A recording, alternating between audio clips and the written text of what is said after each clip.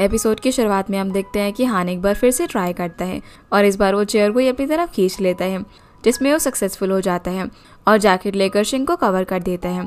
अब जब वो उसके बालों को ठीक कर रहा था तभी शिंग उसका हाथ पकड़ लेती है और रोते हुए उसे ईचन समझकर बैक करती है कि वो उसे छोड़कर ना जाए, वो अपनी कंपनी को भी छोड़ देगी, लेकिन वो उससे ब्रेकअप ना करे। जो सुनकर हान मना करता है तो वो जोर जोर से रोने लग जाती है और उसका हाथ पकड़कर सो जाती है और हान बस उसकी तरफ देखता रहता है। अब जैसे शाओमिंग घर के बाहर पहुंचती है तो वो उसे हनी के पैसे लौटाने के लिए बोलता है, जिस बहाने वो उसे वीचैट पर भी ऐड कर लेता है। और जैसे ही वो अंदर जाता है तो देखता है कि हान टेबल पर अनकंफर्टेबली बैठा हुआ था और शिंग ने उसका हाथ पकड़ा हुआ था। वो अब आराम से अपना हाथ उसके पास से हटाता है और जैसे ही वो खड़ा होता है तो उसके पैर एकदम सुन्न हो चुके थे, जिसकी वजह से वो बेचारा ठीक से चल भी नहीं पा रहा था। फिर वो मैंग को उसका ख्याल रखने के लिए बोलकर चले जाता है। अगली सुबह अब जैसे ही शिंग की आंख खुलती है तो वो अपनी रूम से बाहर आती है, जहाँ उसकी तीनों फ्रेंड्स वहां पर आकर उसे ही देख रही थी। जिन लोगों को एक साथ देखकर शिंग पूछते कि तुम लोग इतनी सुबह यहाँ पर क्या कर रहे हो, तो वो पूछते हैं कि क्या तुम्हें याद है कि कल तुमने क्या किया था। जिस पर वो कहते हैं कि मुझे तो बस ये याद है कि मैं बार में बैठ के ड्रिंक कर रही थी, लेकिन मुझे ये याद नहीं है कि मैं घर कैसे आई। तो मैंग बताती है कि हान तुम्हें घर पर लेकर आया था और साथ में वो लू भी था, तुमने पता है उन्हें कितना परेशान किया। अब वो यहाँ पर उसे बताती है कि कैसे कल जब वो लोग जा रहे थे तो वो फिर से उठ जाती है और बियर निकाल कर पीते हुए कभी गाना गाती है तो डांस करने लग जाती है, जो देखकर ये लोग उसे रोकने की कोशिश करते हैं पर वो नहीं रुकती। हान उस पर चिल्लाकर उसके हाथ से बियर लेकर उसे रोकने के लिए कहता है, लेकिन वो उसे बोलती है कि तुमने आज तक मुझ पर कभी नहीं चिल्लाया और अभी चिल्ला रहे हो। अब वो चेयर पर खड़ी होकर फिर से गाने लग जाती है, जिस पर हान उसे रोकने के लिए अपने कंधों पर उठाकर उसके रूम में छोड़ने के लिए चला जाता है, जो सुनकर वो काफ़ी ज़्यादा एम्बैरस होती है कि अब तो मुझे सच में वो एक मीनियाक समझेगा। तभी वो लोग उससे पूछते हैं कि आखिर बात क्या है, उसने इतनी ज़्यादा क्यों ड्रिंक की कल। तो वो सैड होकर बताती है कि उसका और ईचन का ब्रेकअप हो गया है। ये बोलकर वो फिर से अपने रूम में चली जाती है, जो सुनकर पहले तो इन लोगों को उसकी बात पर यकीन नहीं होता, लेकिन फिर ये लोग डिसाइड करते हैं कि अब से वो लोग ईचन की बात उसके सामने नहीं करेंगे ताकि वो इन सब चीज़ों से बाहर निकल सके। इधर शिंग अपने बेड पर लेटकर ईचन की चैट देख रही होती है और रोते हुए सोचती है कि कैसे मेरा 4 साल का बॉयफ्रेंड मेरी लाइफ से एकदम से गायब हो गया। उसी वक्त उसे हान का मैसेज आता है कि हान आई अपना प्रोडक्ट रिलीज कर रहे हैं, तुम्हारे पास कोई आइडिया है क्या। जिस पर वो हाँ बोलती है तो हान डिटेल प्लान उसे न्यू ईयर से पहले दिखाने के लिए कहता है और साथ ही उसे ब्रेकफास्ट करने के लिए बोलता है, नहीं तो उसके स्टमक में कुछ भी नहीं रहेगा वॉमिट करने के लिए। ये सुनकर वो अनॉय हो जाती है, लेकिन फिर वो फुल स्पिरिट में अपना काम करना चालू कर देती है और अपने प्रोडक्ट का प्रपोजल दिखाने ऑर्थोपेडिक हॉस्पिटल में भी जाती है। अब जब वो ऑफिस में अपने एम्प्लॉयज के साथ काम कर रही थी और काफ़ी अच्छे से दिन रात मेहनत करके अपने काम में लग जाती है, ऐसे जब एक दिन वो ऑफिस से लौट रही थी तभी वो एक कपल को देखती है, जिन्हें एक साथ देखकर उसे अपने और ईचन के साथ बिताए मोमेंट्स याद आने लग जाते हैं, लेकिन वो इन चीज़ों को अपने ऊपर इफेक्ट नहीं डालने देती। जिसके बाद हम लिली और मैंग को देखते हैं, जो कि घर पर वीकेंड पर क्या करना है इसका प्लान बना रहे होते हैं।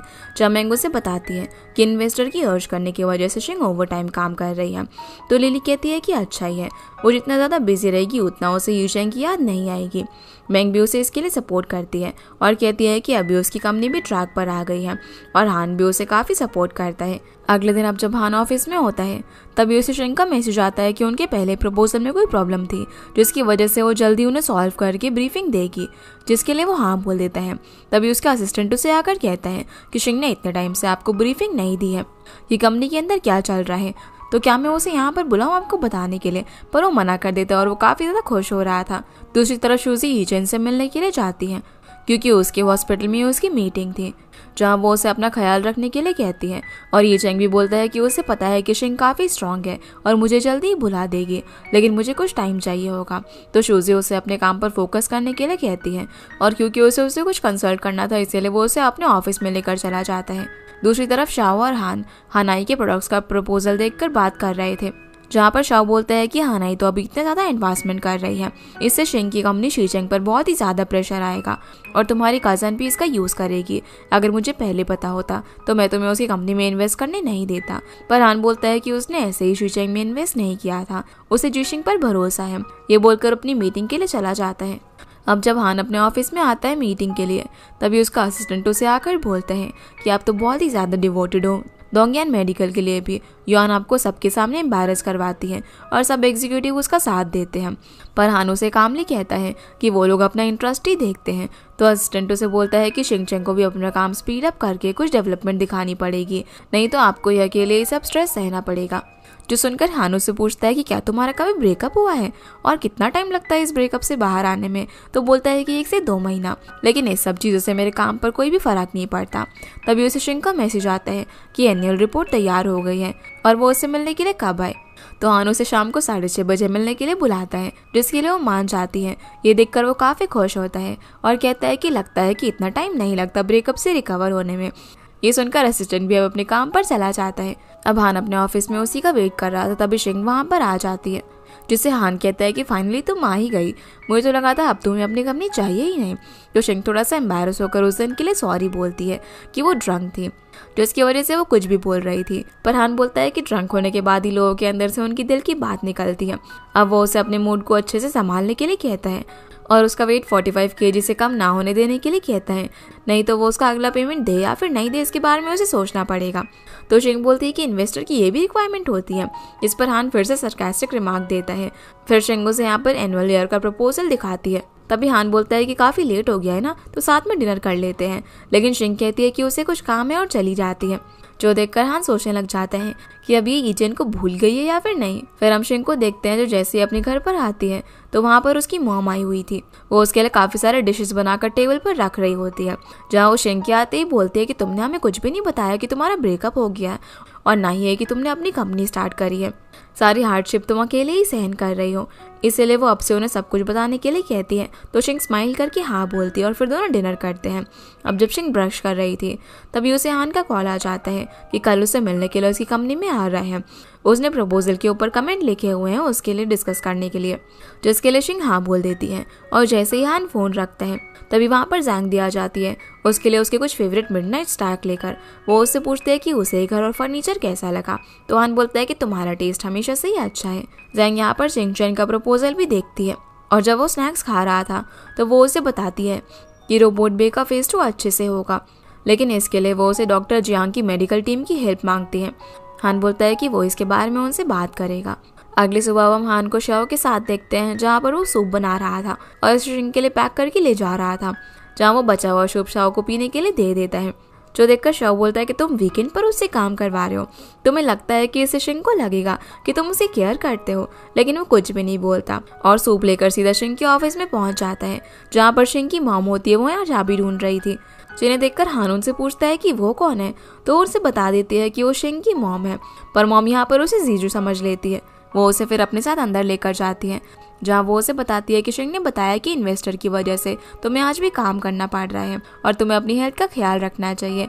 जिनकी ये बात सुनकर वो सिर्फ हाँ बोले जा रहा था। वह उसे स्ट्रॉबेरीज वॉश करने के लिए देती है और जैसे वो टैप को खोलता है तो पूरा गीला हो जाता है, क्योंकि टैप खराब हो गया था। इसीलिए मॉम यहाँ पर शिंग के लिए जो कार्डिगन लेकर आई थी वो उसे पहनने के लिए दे देती है, जिसे हान पहनना तो नहीं चाहता था, लेकिन उनके इंसिस्ट करने पर वो पहन लेता है। अब जब तक शिंग वहाँ पर आती है तब तक हान ने उस टैप को फिक्स कर दिया था।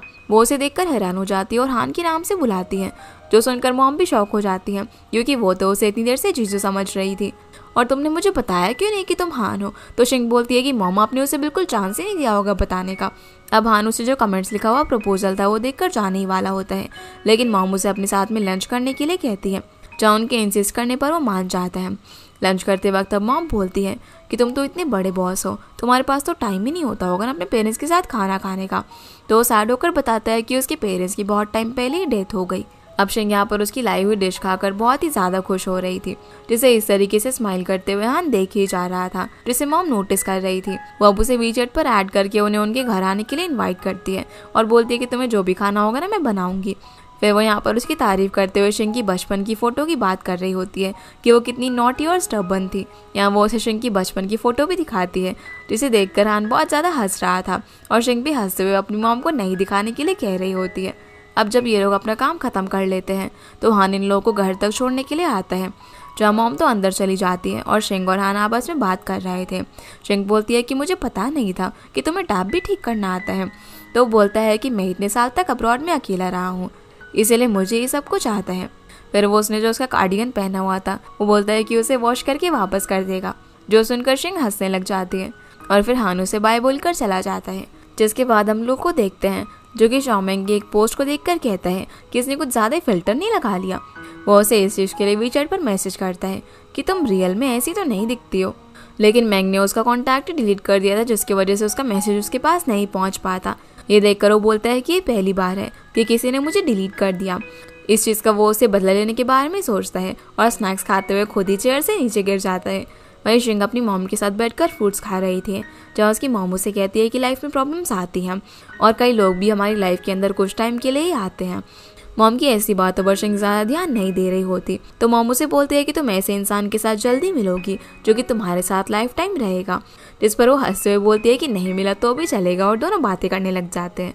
इधर हम हान को देखते हैं जो कि अपने पेरेंट्स की फ़ोटो को देखकर याद कर रहा था कि कैसे जब वो बहुत ही छोटा था तभी उनकी डेथ हो गई थी, जिस वजह से वो काफ़ी सैड भी होता है और फिर उनकी फ़ोटो को एक बुक के अंदर रख देता है। इधर हम शाओमिंग को देखते हैं जिसे एक इलेक्ट्रिक बाइक की एडवर्टीजमेंट करने के लिए ऑफर आता है, जिसे वो एक्सेप्ट कर लेती है। अगले दिन अब शिंग अपनी मॉम को छोड़ने के लिए जा रही होती है क्योंकि वो वापस जा रही थी। वो उसे स्प्रिंग फेस्टिवल में घर पर आने के लिए कहती है और हान को अपनी तरफ से बाय बोलने के लिए कहती है। साथ ही ये भी बोलती है कि वो तो अपनी एज के हिसाब से बहुत ही मैच्योर है, उसने काफ़ी सारी हार्डशिप सहन की होगी ना, तो उसे भी हमारे घर पर बुलाना। जो सुनकर शिंग हंसने लग जाती है कि मॉम हान के बारे में कुछ ज़्यादा ही बातें कर रही थी। वहीं मैंग जब एडवर्टीजमेंट करने के लिए पहुँचती है तो वहाँ पर उसे लू मिलता है।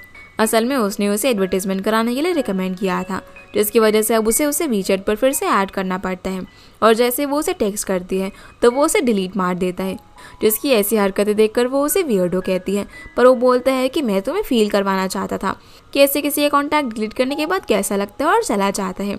तभी वहाँ पर मैनेजर आता है, जिसके आने के बाद वो अपनी लाइव स्ट्रीम करती है, जहाँ मैनेजर उसके काम से बहुत ही ज़्यादा खुश होता है और उसे एक इलेक्ट्रिक बाइक गिफ्ट कर देता है, जिसकी वजह से वो भी काफ़ी ज़्यादा खुश थी। यहाँ से फिर हम हान के असिस्टेंट को देखते हैं जो कि ईयरबड्स लगाकर उससे बात कर रहा था। तभी उसके पास शिंग आती है और पूछती है कि क्या वो डोंगयान के चैनल से 3D प्रिंटर खरीद सकती है, और उसे बोलती है कि मैंने सोचा कि एम्प्लॉयज़ हायर करने से पहले मुझे एक अच्छा प्रिंटर खरीदना पड़ेगा और क्या तुम इसके लिए मुझे सप्लायर्स के ग्रुप में ऐड कर सकते हो। पर वो इस बारे में उसे हान से बात करने के लिए कहता है, लेकिन वो कहती है कि नहीं, इस चीज़ के लिए हमें उसे बताने की क्या ज़रूरत है, ये काम तो तुम भी करवा सकते हो ना। ये सुनते ही हान असिस्टेंट को फ़ोन स्पीकर पर करने के लिए बोलता है, जिसके लिए असिस्टेंट हाँ बोलता है। तो शिंग को लगता है कि वो उसकी बात मान गई और काफ़ी खुश होती है। पर तभी फ़ोन में से हान की आवाज़ आती है जो कि शिंग को अपने ऑफिस में आने के लिए बोलता है। ये सुनकर वो काफ़ी एम्बैरस हो जाती है क्योंकि इतनी देर से हान उसकी सारी बातें सुन रहा था। अब वो स्माइल करते हुए उसके ऑफिस में जाती है, जहाँ हान उसे बोलता है कि तुम डायरेक्टली मेरे पास क्यों नहीं आई, मैं तुम्हारी हेल्प कर देता। वो कहती है कि सच में? तो हान बोलता है कि अगर तुम मुझे 5% स्टॉक्स और दो तो मैं तुम्हारी मदद ज़रूर करूँगा। पर वो मना कर देती है और बोलती है कि मैं प्रिंटर खुद से ही ढूंढ लूँगी। ये बोलकर चली जाती है और हान उसे देखकर स्माइल करने लग जाता है। वो अब बाहर जाकर लिली को कॉल करके उसके लिए प्रिंटर ढूंढने के लिए बोलती है, तो लिली हाँ बोल देती है, जहाँ वो इस वक्त शव के साथ लंच कर रही थी। तभी वो इंटरनेट पर अपने बारे में एक पोस्ट देखती है कि उसने एक फैमिली को बर्बाद करने की कोशिश की और वो एक मिस्ट्रेस है, लेकिन वो इस चीज़ पर ज़्यादा ध्यान नहीं देती और शव से बोलती है कि वो फिलहाल ऐसे ही रिलेशनशिप में उसके साथ कंफर्टेबल है, वो एक दूसरे के ऊपर डिपेंडेंट नहीं होना चाहती। तो शव भी उसके लिए मान जाता है। इधर जब शिंग घर आती है तो मैंग खुश होकर उसे बताती है कि उसे उस लू की वजह से ही इलेक्ट्रिक बाइक मिली है और हम लोग उस पर बाहर घूमने के लिए चलेंगे। साथ ही वो ये भी बताती है कि कल से वो उसकी फ्रेंड की म्यूजिक सेंटर में पार्ट टाइम वोकल क्लासेस के लेसन्स भी देने वाली है। अगले दिन मैंग एक पियानो शॉप के अंदर पियानो बजाते हुए बहुत ही अच्छे से गाना गा रही थी, जिसकी आवाज़ सुनकर एक लेडी वहाँ पर आ जाती है जो कि उससे काफ़ी इम्प्रेस होती है। तो मैंग उससे पूछती है कि क्या आपको पियानो खरीदना है, पर वो लेडी बोलती है कि मैं एक टीचर चाहती हूँ और तुम बहुत ही अच्छा गाती हो। जो सुनकर मैंग खुश होकर पूछती है कि कितने बड़े बच्चों को म्यूज़िक सिखाना है, तो मैंग को बताती है कि उन्हें सीखना है। जो सुनकर मैंग काफ़ी ज़्यादा खुश होती है। यहाँ से अब हम शिंग को देखते हैं जो जब ऑफिस के अंदर काम कर रही थी तभी जीसो लिली के बारे में जो भी इंटरनेट पर पोस्ट चल रहे थे उन्हें देख लेता है और शिंग को उसके बारे में बताता है। ये देखकर शिंग लिली को कॉल करती है उससे पूछने के लिए कि वो ठीक है, लेकिन वो कहती है कि उसे इन सब से कोई भी फर्क नहीं पड़ता। साथ ही वो ये भी बताती है कि उसकी एक प्रिंटर सप्लायर से बात हुई है और कल हम उससे मिलने के लिए चलेंगे। जो सुनकर शिंग काफ़ी ज़्यादा खुश होती है और रिलीफ फील करती है। फिर वो जीसू को भी बता देती है कि लिली एकदम चिल है, वो उसके बारे में चिंता ना करे। तो जीसू उसे कहता है कि लिली की जॉब हमारी वजह से गई थी, तो क्या हम उसे अपने साथ काम पर रख लें। इस पर वो कहती है कि हमारी कंपनी उसके लिए काफ़ी ज़्यादा छोटी है। तो जीजू उसे बोलता है कि हमारी कंपनी छोटी नहीं है, बल्कि हमें डोंगयांग मेडिकल का सपोर्ट है। इसीलिए शिंगा भी इस बारे में सोचने लग जाती है। अगले दिन अब ये लोग प्रिंटर देखने के लिए फैक्ट्री के अंदर जाते हैं, जहाँ पर काफ़ी सारे प्रिंटर के सेट्स देखकर वो लोग मैनेजर को बताते हैं कि उन्हें एक प्रिंटर खरीदना है। ये सुनकर वो बोलता है कि 6 महीने में प्रिंटर की डिलीवरी हो जाएगी, जो सुनकर शेंग उसे जल्दी देने के लिए बोलती है। लेकिन वो बताता है कि उनके पास जो भी प्रिंटर्स रखे हैं वो सारे ऑलरेडी बुक्ड हैं, इसलिए वो लोग उसे नहीं दे सकते। यहाँ से अब हम ज़ैंग दी को किसी मिस्टर चैंग से मिलते हुए देखते हैं, जो कि उसकी काफ़ी ज़्यादा केयर कर रहा होता है। ज़ैंग बोलती है कि उसे बे प्रोजेक्ट के लिए प्राइमरी हॉस्पिटल्स की मदद चाहिए, लेकिन उसके पास रिसोर्सेज नहीं है, तो क्या तुम इसमें मेरी हेल्प करोगे? जिस पर वो हाँ बोल देता है। साथ ही वो ये भी पूछता है कि क्या तुम्हारा डोंगयांग मेडिकल के साथ एग्रीमेंट चल रहा है, तो वो हाँ बोलती है। जिस पर मिस्टर चेन बोलता है कि हान के आने से पहले हमारे रिलेशन काफ़ी अच्छे थे और मैंने अपने सारे रिसोर्सेज भी तुम्हारे साथ शेयर किए, लेकिन हान के आने के बाद तुम्हें अब मेरी उतनी ज़्यादा ज़रूरत नहीं पड़ती। जो सुनकर वो कहती है कि नहीं ऐसा कुछ नहीं है, इसी वजह से तो मैंने आज तुम्हें बुलाया है। इधर जब लिली और शेंग जा रहे होते हैं तभी शेंग बोलते हैं कि चलो डोंगयांग में जाकर बोलते हैं कि बेदी टेक्नोलॉजी हमें प्रिंटर नहीं दे पाएंगे। ये सुनकर वो शौक रह जाता है और पूछता है कि कौन सी डोंगयांग? तो लिली कहती है कि चाइना के अंदर सिर्फ एक ही डोंगयांग कंपनी है, वो हमारी कंपनी में इन्वेस्ट कर रहे हैं। जो सुनकर वो मैनेजर उन्हें वहीं पर बैठकर अपने बॉस से बात करने के लिए जाता है और शेंग यहाँ पर बोलने लग जाती है कि हान का नाम तो बहुत ही यूजफुल है। तभी लिली को यहाँ पर मिस्टर वू का मैसेज आता है, जो उसे सॉरी बोलता है और बताता है कि उसने सारी पोस्ट भी इंटरनेट से हटवा दी है, जो सब कुछ असल में शाओ ने करवाया था। सीना वापस से मिस्टर चेंग पर आता है, जो ज़ैंग से बोलता है कि मुझे तुम्हारा स्ट्रॉन्ग सेंस ऑफ पर्पस बहुत ही पसंद है, पर तुम अभी एंशियस हो और गुस्से में हो। ऐसे में अक्सर लोग अपने ही ब्रिजेस बर्न कर लेते हैं। और कहता है कि मुझे पता है कि तुम हान के साथ बहुत ही ज़्यादा ऑब्सेस्ड हो, लेकिन वो तुम्हारी केयर भी करता है क्या? जिस पर ज़ैंग बोलती है कि वो मेरी कंपनी का सबसे बड़ा इन्वेस्टर है, मैं भला उसके साथ नहीं तो किसके साथ ऑब्सेस्ड रहूंगी। तभी उसे बेदी कंपनी के ओनर मिस्टर लिन का कॉल आ जाता है और वो उसे शेंग के बारे में पूछता है कि क्या तुम उसे जानती हो। इधर वो मैनेजर शेंग के पास आता है उसे बताने के लिए कि जल्दी उनके प्रिंटर की डिलीवरी हो जाएगी। ये सब किसी के कहने की वजह से हो रहा है। तभी शेंग को कॉल आता है और वो बात करने के लिए जाती है। जिस बीच लिली उस मैनेजर से पूछती है कि क्या उन लोगों को डिस्काउंट मिल सकता है, लेकिन वो मना कर देता है। तो लिली बोलने लग जाती है कि हान शेंग का क्लासमेट है और जब उसने सुना कि वो कंपनी स्टार्ट कर रही है तो उसने आकर सीधा उसकी कंपनी में इन्वेस्ट कर दिया। तुम ये बात किसी को भी मत बताना और इसे एक सीक्रेट ही रखना। तभी शेंग वहाँ पर आती है और उसको तो इस बारे में पता नहीं होता, इसीलिए वो सेल्स पर्सन भी उन्हें 5% डिस्काउंट देने के लिए मान जाता है और उन्हें बोलता है कि मिस्टर लिन ने आपको लंच के लिए बुलाया है, जो सुनकर वो लोग खुश हो जाते हैं। अब जब ये लोग यहाँ से जा रहे थे तभी शेंग को हान का मैसेज आता है, जो कि उसे प्रिंटर के लिए पूछ रहा था, लेकिन शेंग बताती है कि उसने प्रिंटर अरेंज कर लिया। जो सुनकर वो पूछता है कि कैसे, पर वो बोलती है कि ये एक सीक्रेट है और हान स्माइल करता है। उसी वक्त उसे ज़ैंग का कॉल आ जाता है, जो उसे लंच पर मिलने के लिए बुलाती है क्योंकि उसे कुछ बात करनी थी। जिसके बाद हम मैंग को उस लेडी के घर में देखते हैं जिसका नाम मिस हान होता है। मैंग यहाँ पर उन्हें फ्लावर्स को वाज में लगाने में हेल्प कर रही थी और साथ ही उन्हें अपने लाइव स्ट्रीमिंग कंपटीशन और मिस्टर लू के बारे में बताती है। जो सुनकर वो कहती है कि तुम्हें सच में कितना हार्डवर्क करना पड़ता है। तो मैंग बोलने लग जाती है कि लूना उसके लिए एक बैड लक है। जहाँ मिस हान कहती है कि उस लड़के की बात सुनकर तो मुझे अपने बेटे की याद आ गई, उसके डैड की जल्दी डेथ होने की वजह से मैंने उसे अकेले बड़ा किया है और वो पूरा स्पॉइल हो गया है, वो कभी भी मेरी बात नहीं सुनता। यहाँ से अब हम शेंग और लिली को देखते हैं, जो कि मिस्टर ली के साथ लंच करने के लिए पहले ही पहुंच गए थे, जहाँ पर शेंग लिली को अपनी कंपनी में ज्वाइन करने के लिए कहती है। तो लिली कहती है कि अगर आगे कोई प्रॉब्लम हो गई तो मैं हमारी फ्रेंडशिप खराब नहीं करना चाहती, पर शेंग कहती है कि ऐसा कुछ भी नहीं होगा। तो लिली बोलती है कि फिर मैं इस बार में सोच कर बताऊंगी। तभी वहाँ पर मिस्टर ली आ जाते हैं। अब ये लोग साथ में लंच करते हैं, जहाँ पर मिस्टर ली बोलते हैं कि मैंने सुना कि तुम और हान काफ़ी ज़्यादा क्लोज हो, पर शेंग कहती है कि नहीं हम तो सिर्फ क्लासमेट्स थे। वो कहता है कि मिस्टर हान ने तुम्हारी कंपनी के अंदर इन्वेस्ट किया है, तो आगे तुम्हारा फ्यूचर तो बहुत ही ज़्यादा ब्राइट है। ये सब बोलकर वो शेंग से फेवर मांगता है कि क्या वो कॉपरेशन के लिए हान से उन्हें इंट्रोड्यूस करवा सकती है। जो सुनकर शेंग शॉक रह जाती है और हम देखते हैं कि उसी साइड वाले रूम में हान ज़ैंग के साथ यहाँ पर आया हुआ था, जो कि इनकी सारी बातें सुन रहा था। मिस्टर शीलिंग से बोलते हैं कि ये तो तुम्हारे लिए छोटा सा काम है, तो प्लीज हमारी हेल्प करना। और वो लोग उसके और हान की रिलेशनशिप के बारे में किसी को भी नहीं बताएंगे। जो सुनकर शेंग की स्माइल गायब हो जाती है क्योंकि वो तो कुछ और ही सोच रहे थे और वो यहाँ पर लिली की तरफ देखती है। वहीं ज़ैंग ये सुनकर हान से कहती है कि शेंग मेरी कंपनी में सिर्फ एक टेक्निकल पर्सन थी, पर अभी देखो वो कितनी स्मार्ट हो गई है, जो कि अब तुम्हें भी यूज़ करना सीख गई है। ये सुनकर हान कहते हैं कि तुम मुझे यहाँ पर जानबूझकर लेकर आई हो ना। इस बीच शेंग यहाँ पर उन लोगों को मना करने वाली होती है, पर लिली उसे रोक देती है और खुद ही उन लोगों से बात करती है।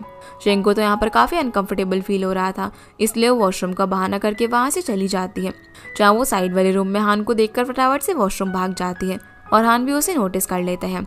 शेंग अब जैसे ही वॉशरूम से बाहर आती है तो हान उसका बाहर ही वेट कर रहा था। वो उसे बात करने के लिए साइड में लेकर जाता है और उससे पूछता है कि तुमने प्रिंटर खरीद लिया क्या, जहाँ वो उसे अपसेट मन से हाँ बोलती है। हान पूछता है कि क्या मेरे नाम से तुम्हें हेल्प मिली, और बोलता है कि तुम्हें कैसा फील हुआ लोगों को मेरे नाम से चीट करके।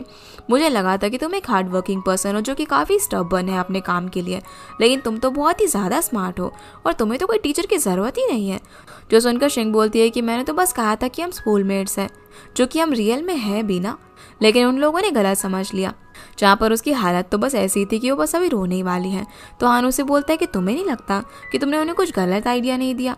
वो उसे अब क्लोज आते हुए कहता है कि उन्हें क्या लगता है कि हमारा क्या रिलेशनशिप है, वो तो यही समझ रहे हैं ना कि हमारा एक अफेयर है। तो चलो मैं अभी इस चीज़ को सच कर देता हूँ। ये बोलकर वो शेंग क्लोज आता है उसे किस करने के लिए, लेकिन वो अपना फेस साइड करती है और रोने लग जाती है। तो हान अब उसे लुक देते हुए कहता है कि मैंने बस तुमसे यहाँ पर थोड़ा सा मजाक किया, तो तुम्हें कितना बुरा लगा। जब दूसरे लोग तुम्हारे बारे में ऐसी बातें करेंगे तो क्या तुम ये सब फेस कर पाओगी। वो उसे ऐसे शॉर्टकट लेने से मना करता है और बोलता है कि शॉर्टकट का प्राइस बहुत ही ज़्यादा होता है जो कि तुम बियर नहीं कर पाओगी। ये बोलकर चला जाता है, जिसके यहाँ से जाते ही शेंग रोने लग जाती है। यहाँ से अब हम मैंग को मिस हान के घर से जाता हुआ देखते हैं, जिसके वहाँ से जाने के बाद वहाँ पर लू आ जाता है। असल में वो मिस हान का बेटा था। यहाँ से फिर हम हान को वॉन्टन शॉप के अंदर देखते हैं, जहाँ पर वो शौक के साथ बैठा हुआ था, लेकिन वो कुछ बोल ही नहीं रहा था। उसका खाना भी पूरा ठंडा हो गया था, जिसे वो 3 बार गर्म करवा चुका था। शेंग आकर उसे बोलता है कि अगर तुम्हें नहीं खाना तो मत खाओ ना, मैं तुमसे इतनी लेट मिलने के लिए आया हूँ। पता है मेरी प्रिंसेस कितनी नाराज हो गई थी। दूसरी तरफ शेंग हान की बातें याद करके मिस लिन को टेक्स्ट करके बताती है कि उसके और हान के बीच में कोई भी रिलेशनशिप नहीं है और वो दोंगयान के साथ किसी कॉपरेशन के लिए उसकी हेल्प नहीं कर सकती, जिसके लिए वो उसे सॉरी बोलती है। वहीं हान शाओ को बताता है कि शेंग ने मेरे नाम का एडवांटेज लिया, जो सुनकर शाओ कहता है कि तुम उसके लिए चिंता कर रहे हो ना। तो हान कहता है कि शेंग को पता नहीं है कि हमारे सर्कल में र्यूमर्स कितने जल्दी स्प्रेड होते हैं, ऐसा करने से उसके सारे एफर्ट्स वेस्ट हो जाएंगे। तो शाओ कहता है कि देखो तुम उसकी चिंता कर रहे थे, पर क्योंकि शाओ को जाना था इसीलिए वो चला जाता है और हान यहाँ पर अकेला रह जाता है। वहीं शेंग को मिस्टर लिन का कॉल आता है, जो उससे बोलता है कि हान के असिस्टेंट ने हमें लंच के बाद बता दिया था कि आपकी बहुत मेहनत करने के बाद हान ने आपकी कंपनी में इन्वेस्ट किया, वो भी आपकी कैपेबिलिटी देखकर, और हमने आपको मिसअंडरस्टूड कर लिया। लेकिन आपकी ऑनेस्टी देखकर हमारे कॉर्पोरेशन में कोई प्रॉब्लम नहीं होगी, वो ऐसे ही रहेगी। जो सुनकर शेंग खुश होकर उसे थैंक यू बोलती है। अब अगले दिन शेंग उसके ऑफिस में बैठी हुई थी और कुछ सोच रही थी कि वो हान को क्या मैसेज लिखे, पर उसे कुछ भी समझ नहीं आ रहा था। तभी वहाँ पर लिली आ जाती है। वो बोलती है कि अब से वो भी उन लोगों के साथ काम करेगी। जो सुनकर शेंग खुश होकर उसका वेलकम करती है, और क्योंकि लिली ने पहले उसे पैसे दे दिए थे इसलिए वो भी उसे अपनी कंपनी का पार्टनर अनाउंस करती है। जिसे तो उसे देखकर यहाँ पर बहुत ही ज़्यादा खुश होता है और उसे अपने साथ वाले डेस्क में बिठाता है। शेंग अब यहाँ से रूफटॉप पर जाकर हान को मैसेज करती है कि मुझे अपना लेसन मिल गया है, मैं आज के बाद कभी भी तुम्हारा नाम यूज़ नहीं करूँगी। जिसके रिप्लाई में हान उसे सिर्फ भेजता है। यहाँ से अब हम देखते हैं कि हान अपने ग्रैंडपा के लिए टी लेकर आता है, जहाँ वो उसे बोलता है कि जब मैं सिटी में नहीं था तो मैंने तुम्हारे और कज़न की फाइट के बारे में सुना, तुम इस चक्कर में दोंगयान के फाउंडेशन को खराब मत करना। साथ ही वो ये भी बोलते हैं कि मैंने सुना कि तुमने जीशिंग नाम की लड़की की कंपनी में इन्वेस्ट करा है, जो कि तुम्हारी स्कूलमेट थी, तो क्या तुम उसे पसंद करते हो। जिस पर वो हाँ बोलता है। तो ग्रैंडपा पूछता है कि भला तुम लोगों का रिलेशनशिप क्या है, पर वो बताता है कि शेंग को अभी नहीं पता है कि मैं उसे पसंद करता हूँ। ग्रैंडपा बोलते हैं कि अभी तो वो तुम्हारी गर्लफ्रेंड भी नहीं है, इससे पहले ही तुमने उसके अंदर 20 मिलियन इन्वेस्ट कर दिए। वो एक बहुत ही ऑर्डिनरी लड़की है जो कि तुम्हारी हेल्प की वजह से टिकी हुई है, और बोलते हैं कि मेरी ग्रैंड डॉटर ऐसी लड़की नहीं हो सकती, उसे काफ़ी हार्डशिप हैंडल करनी आनी चाहिए, जो कि वो नहीं कर पाएगी। पर हान कहता है कि मुझे उस पर यकीन है, लेकिन मुझे ये नहीं पता कि वो मेरे लिए ये सब बेयर करेगी या फिर नहीं। जो सुनकर ग्रैंडपा बोलते हैं कि मैं उसे 2 साल देता हूँ, अगर वो इन 2 सालों में सक्सेसफुल हुई तो ठीक है, नहीं तो फिर जिस लड़की से मैं बोलूँगा तो मैं उसे शादी करनी पड़ेगी। इस पर हान कहता है कि वो सक्सेसफुल ज़रूर होगी। जो सुनकर ग्रैंडपा जाते हुए कहते हैं कि सक्सेस इतनी आसानी से नहीं मिलती, जो तुम्हें लगता है कि उसे दोंगयान की वजह से मिल जाएगी, ये बोलकर चले जाते हैं। इसके बाद हम शेंग की कंपनी का सीन देखते हैं, जहाँ पर शेंग कॉल करके जिन लोगों ने कंपनी में अप्लाई किया था उनसे बात करता है, लेकिन उनकी कंपनी को देखकर कोई भी वहाँ पर आने से मना कर देता है। जो सब देखकर शेंग बोलती है कि हमारे पास अभी इससे भी बड़ी प्रॉब्लम है कि हमें प्रिंटिंग के लिए कोई लैब चाहिए होगी और उसे हैंडल करने के लिए लोग भी चाहिए, जिसकी वजह से हम न्यू ऑफिस पे तो नहीं जा सकते क्योंकि हमारे पास इतना बजट नहीं है। तो जीजो बोलता है कि हमें लैब के लिए फेस्टिवल से पहले कोई जॉब करना पड़ेगा, जिसके लिए शिंग हाँ बोलती है कि हम अपनी तरफ से देखते हैं कि क्या कर सकते हैं। यहाँ से फिर हम वापस से ग्रैंडपा को देखते हैं जो कि कुछ बैनर्स बना रहे थे। तभी उन्हें उनकी सिस्टर मिस हान का कॉल आता है। वो उन्हें बताती है कि लू ने उसे बताया कि उसने कभी हान को किसी लड़की को ऐसे देखते हुए नहीं देखा और आपने उनकी हेल्प करने की जगह उसे 2 साल दे दिए। ग्रैंडपा बोलते हैं कि ऐसे कोई भी ऑर्डिनरी लड़की मेरे ग्रैंडसन की वाइफ नहीं बन सकती। मिस हान उन्हें बोलती है कि आप इतने ओल्ड हो गए और कौन सी जमाने में जी रहे हो, अभी भी तुम्हें लड़की के बैकग्राउंड की पड़ी हुई है। ग्रैंडपा कहता है कि मैंने तो सोचा था कि उसके लिए जैंग भी एकदम सही रहेगी, लेकिन वो तो किसी और लड़की को ही लेकर आ गया, तो मैं भला अप्रूव कैसे कर सकता हूँ। मिस हान अब यहाँ पर उन्हें इतना स्टबन होने से मना करती हैं कि पता चले तुम्हारे ग्रैंडसन ने बाद में मैरिज ही नहीं की। पर फिर भी ग्रैंडपा बोलते हैं कि मेरा फैसला नहीं बदलेगा और फोन रख देते हैं। जिसके बाद हम हान को देखते हैं जो कि अपने ऑफिस में बैठकर शेड्यूल देख रहा था, जहां वो अपने असिस्टेंट से बोलता है कि तुम्हें पता है ना कि शिंग की न्यू कंपनी है और उसके साथ डिस्कस करने के लिए तुमने सिर्फ आधे घंटे का शेड्यूल रखा है। तो असिस्टेंट बोलता है कि ठीक है, मैं इसे अभी चेंज करके 1 घंटा कर देता हूँ। पर हान उसे घूर कर देख रहा था तो बोलते हैं कि अच्छा ठीक है मैं 2 घंटे कर देता हूँ। ये बोलकर चले जाता है और हान अब खुश होकर शिंग को मैसेज करके 3:30 बजे उसके ऑफिस में आकर रिपोर्ट करने के लिए कहता है। लेकिन उसी वक्त शिंग को लिली का कॉल आ जाता है कि उसका कोई सीनियर है जो कि शिंगांग हॉस्पिटल में डायरेक्टर ली को जानता है। इसलिए लोग फिलहाल उसे जाकर उसे मिलने के लिए कहती है, जिसके लिए शिंग हाँ बोल देती है। अब वो उससे मिलने जाने से पहले जीजू को बोलती है कि आज तुम्हें हमारी कंपनी की तरफ से मिस्टर हान के पास जाना होगा ब्रीफिंग करने के लिए। जो सुनकर वो बेचारा डर जाता है और बोलता है कि ऐसे जोक मत मारो, अगर मिस्टर हान ने तुम्हारे बारे में पूछा तो मैं क्या बोलूं। वो कहती है कि कुछ भी बहाना बना देना, ये बोल देना कि मैं बीमार हूँ। ये बोलकर चली जाती है। यहाँ से अब हम लिली को देखते हैं जिसे कि ये जन ने कैफे में मिलने के लिए बुलाया होता है। वो उसे शिंग के बारे में पूछता है तो लिली बोलती है कि उसकी कंपनी अभी क्रिटिकल पीरियड में है, तो वो अभी काम में बहुत ही ज़्यादा बिजी है। तो ये जन यहाँ पर उसे अपना कार्ड देकर कहता है कि इसमें मेरा ईयर एंड का बोनस है, मैं उसकी थोड़ी सी हेल्प करना चाहता हूँ। तो देखकर लिली कहती है कि मुझे समझ नहीं आ रहा कि तुमने उसके साथ ब्रेकअप क्यों किया, तुम एक दूसरे से कितना ज़्यादा प्यार करते थे या फिर तुम किसी और लड़की को पसंद करते हो। तो यूजन कहता है कि मैं अभी भी उसे ही पसंद करता हूँ, लेकिन हम दोनों बहुत ही अलग हैं। मैंने पहले सोचा था कि अगर मैं उसे ज़्यादा प्यार करूँगा और उसके लिए चेंज हो जाऊँगा तो हम लोग साथ में बहुत ज़्यादा खुश रहेंगे, लेकिन ऐसा नहीं है, इसलिए मैंने हम दोनों की भलाई के लिए ब्रेकअप कर लिया। फिर रोशन को उसका नाम बताए बिना ही ये कार्ड उसे देने के लिए कहता है, पर लिली उसे मना कर देती है कि वो ऐसे पैसे एक्सेप्ट नहीं करेगी। इसीलिए यूचेंग को अपना कार्ड वापस लेकर यहाँ से जाना पड़ता है। वहीं हान शिंग का वेट कर रहा था जैसे ही टाइम होता है, तो वो यहाँ पर खुद को बिजी दिखाने के लिए एक फाइल लेकर बैठ जाता है। पर तभी उसके सामने जीजो आता है। उसे यहाँ पर शिंग की जगह देखकर उसकी पूरी हंसी गायब हो जाती है। जीजो यहाँ पर अपने आप को इंट्रोड्यूस करके उसे रिपोर्ट दिखाता है, जिसे देखते हुए हान काफी टेंस एक्सप्रेशन देता है। जीजो तो यहाँ पर उसे बहुत ही ज़्यादा डरा हुआ था। हान अब यहाँ पर उसे प्रोडक्ट 3 महीने के अंदर रेडी करने के लिए कहता है, जो सुनकर जीजो कहता है कि उनके पास लोगों की कमी है और उसे अपनी रियल सिचुएशन बताता है कि ऑफिस की वजह से कोई भी वहाँ पर काम करने के लिए नहीं आ रहा। जो सुनकर हान बोलता है कि अच्छा, तो शिंग इसी की वजह से बिजी है और तुम्हें यहाँ पर भेजा है। पर वो मना करके कहता है कि नहीं वो तो बीमार है, इसीलिए वो नहीं आई। लेकिन हान यहाँ पर उसकी बात नहीं मानता।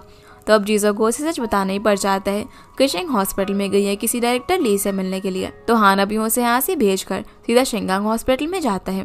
इधर शिंग भी डायरेक्टर से मिलने की कोशिश कर रही थी, लेकिन वो बिजी है बोलकर अपने रूम में चला जाता है और शिंग बाहर ही उसका वेट कर रही थी।